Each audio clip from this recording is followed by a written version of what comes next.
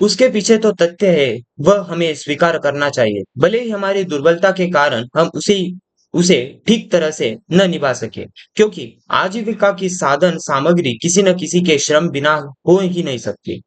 इसलिए बिना शरीर श्रम किए उस सामग्री का उपयोग करने का न्यायोचित अधिकार हमें नहीं मिलता। अगर पैसे के बल पर हम हमारी सामग्री खरीदते हैं, तो उसे उस पैसे की जड़ भी अंत में श्रम ही है।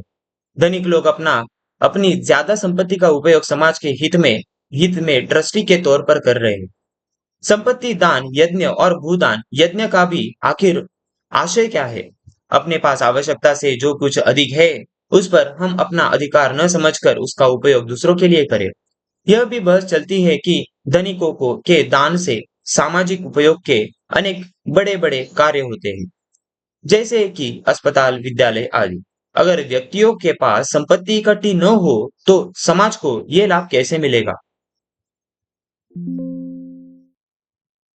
वास्तव में जब संपत्ति थोड़े से हाथों में बंधी न रहकर समाज में फैली रहेगी, तो सहकार पद्धति से बड़े पैमाने पर ऐसे काम आसानी से चलने लगेंगे और उनका लाभ लेने वाले याचक या दीन की तरह नई सम्मान पूर्वक लाभ उठाएंगे। अर्थशास्त्री कहते हैं कि उत्पादन की प्रेरणा के लिए व्यक्ति को स्वार्थ के लिए अवसर देने होंगे, वरना देश में उत्पादन और संपत्ति नहीं बढ़ सकेंगी, बचत भी नहीं होंगी। अनुभव बताता है कि पूंजी गरीबी या बेकारी की समस्या हल नहीं कर सकी है। नैतिक दृष्टि से भी स्वार्थ वृत्ति का पोषण करना योग्य नहीं।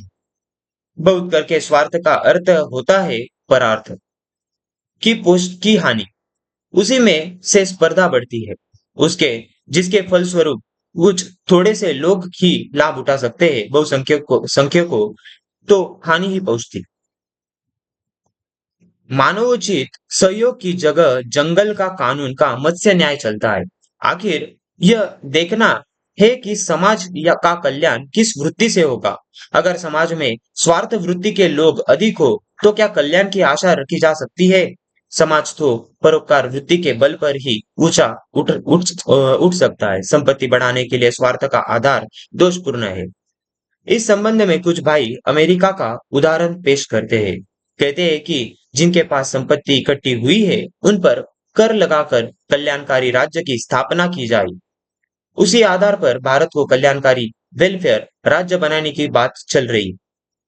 कल्याणकारी राज्य का अर्थ यह समझा जाता है कि सब तरह के दुर्बलों को राज सत्ता द्वारा मदद मिले।